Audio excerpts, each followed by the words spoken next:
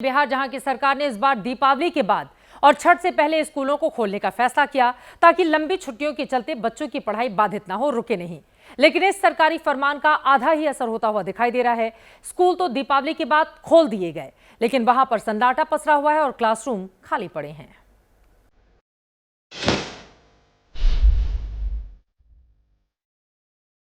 शिक्षा व्यवस्था को पटरी पर लाने के लिए नीतीश सरकार ने इस बार छुट्टियों में कटौती कर दी थी, लेकिन बिहार में सुधार की ये कोशिश नाकाम होती दिख रही है, क्योंकि दीपावली के बाद स्कूल तो खोल दिए गए, शिक्षक भी अपनी ड्यूटी निभाने वक्त पर पहुंच गए, लेकिन जिन्हें पढ़ाना था वही स्कूल नहीं आए। की तरफ से कहा गया कि बच्चों की पढ़ाई बाधित ना हो, इसलिए सिर्फ एक दिन की छुट्टी रहेगी दीपावली में और 3 दिन की छुट्टी रहेगी छठ में। बीच में स्कूल खुले हुए हैं, 1 तारीख को स्कूल खुला था, आज भी स्कूल खुला हुआ है, लेकिन बच्चे आ नहीं रहे हैं। पटना के अदालतगंज के 1ली से 8वीं तक के गर्ल्स मिडिल स्कूल में एक क्लास में सिर्फ गिनती के बच्चे ही पढ़ते दिखे। 1 से 8 तक में सिर्फ 6 बच्चे आए हैं और उनको इसी एक क्लास में पढ़ाया जा रहा। बैठा के देखिए, क्लासरूम खाली है, ये देखिए। पटना के गोलघर के बॉयज मिडिल स्कूल में तो हाल और भी बुरा था, जहां क्लासरूम का ताला खोलने की नौबत भी नहीं आई, क्योंकि एक भी बच्चा स्कूल पहुंचा ही नहीं। नहीं आएंगे तो आप लोग फिर क्या करना है? नहीं, हम लोग नौकर हैं, हम लोग को आना है। हाँ। जो सरकार का आदेश है उसका हम लोग अनुपालन करते आए हैं और करेंगे भी। अटेंडेंस कैसा होगा, पढ़ेगा तो हम लोगों का अटेंडेंस तो बनेगा, बच्चे जितना आएंगे उनका बनेगा। लेकिन फेस्टिव सीजन में स्कूलों से बच्चों की गैर हाजिरी के मुद्दे पर अब जेडीयू और आरजेडी आमने सामने आ गई है। छठ जैसे महापर्व में दीपावली से लेकर छठ तक की छुट्टियां होती थी और ये सरकार ने इस छुट्टियों को खत्म कर दिया है। जब छात्र नहीं आ रहे हैं तो शिक्षक आकर क्या करेंगे? ऐसे त्योहारों के अवसर पर उपस्थिति कम होती है, इसको बहुत असामान्य नहीं समझा जाना चाहिए, लेकिन राज्य सरकार का संकल्प बिल्कुल स्पष्ट है। बिहार के बच्चे, उनके उज्जवल भविष्य को लेकर राज्य सरकार पूरी तरह से संकल्पित है।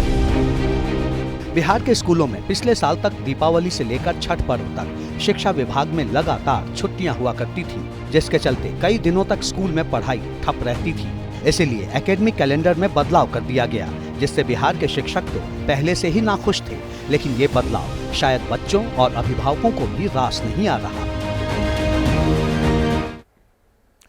आगे बढ़ते हुए लेकर आते हैं राजधानी दिल्ली। हमने कुछ दिन पहले आपसे कहा था कि दिल्ली में छठ सियासी पार्टियों के लिए यमुना पर सियासत का भी पर्व बन जाता है। इस समय सारी पार्टियों को यमुना के प्रदूषण की चिंता हो जाती है, क्योंकि दिल्ली में पूर्वांचलियों का बड़ा वोट बैंक है और चुनाव बस 3 महीने के बाद है। देखिए छठ की सियासत राजधानी दिल्ली में इस समय कहां तक पहुंची है। दिल्ली में छठ पूजा की तैयारियों के बीच आम आदमी पार्टी और बीजेपी आमने सामने आ गई हैं। चिराग दिल्ली के सतपुड़ा ग्राउंड पर मनाई जाने वाली छठ पूजा को लेकर दोनों पार्टियों ने एक दूसरे के खिलाफ मोर्चा खोल दिया है। सतपुड़ा ग्राउंड के एक गेट पर दिल्ली सरकार में मंत्री सौरभ भारद्वाज तो दूसरे गेट पर बीजेपी पार्षद शिखा राय लोगों के साथ पहुंच गए।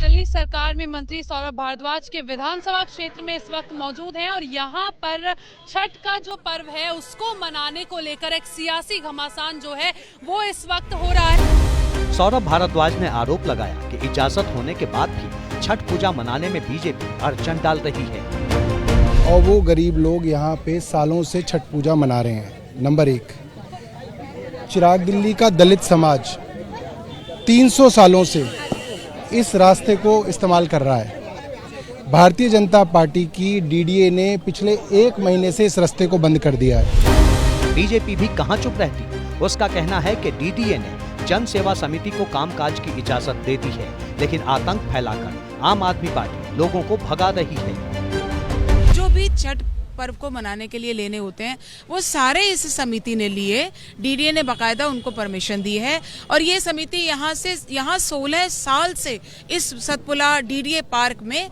ये छठ के महापर्व को मनाती आई।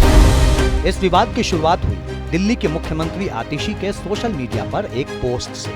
आतिशी ने आरोप लगाते हुए लिखा कि बीजेपी पूर्वांचलियों से नफरत करती है, इनकी राजनीति का स्तर इतना गिर गया है कि ये ग्रेटर कैलाश में डीडीए के जरिए छठ घाट पर रोक लगा रहे हैं। आस्था के महापर्व छठ को लेकर ऐसी ओछी राजनीति बर्दाश्त नहीं होगी। बीजेपी को इसका खामियाजा उठाना पड़ेगा। विवाद बढ़ा तो बीजेपी सांसद योगेंद्र चंदौलिया ने आरोप लगाया कि आम आदमी पार्टी ओछी राजनीति कर रही है। अगर कहीं पर डीडीए कॉरपोरेशन से कोई दिक्कत आती है तो लोगों को दिक्कत ना आए, उसके लिए हमने बैठक रखी है। वो बताएं, प्रूफ करें किस डीडीए के अधिकारी ने छठ घाट को तोड़ा है।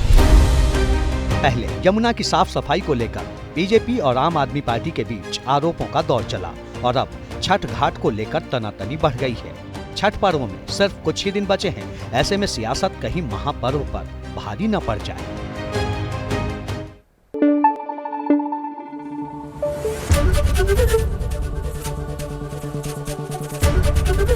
एबीपी न्यूज आपको रखे आगे।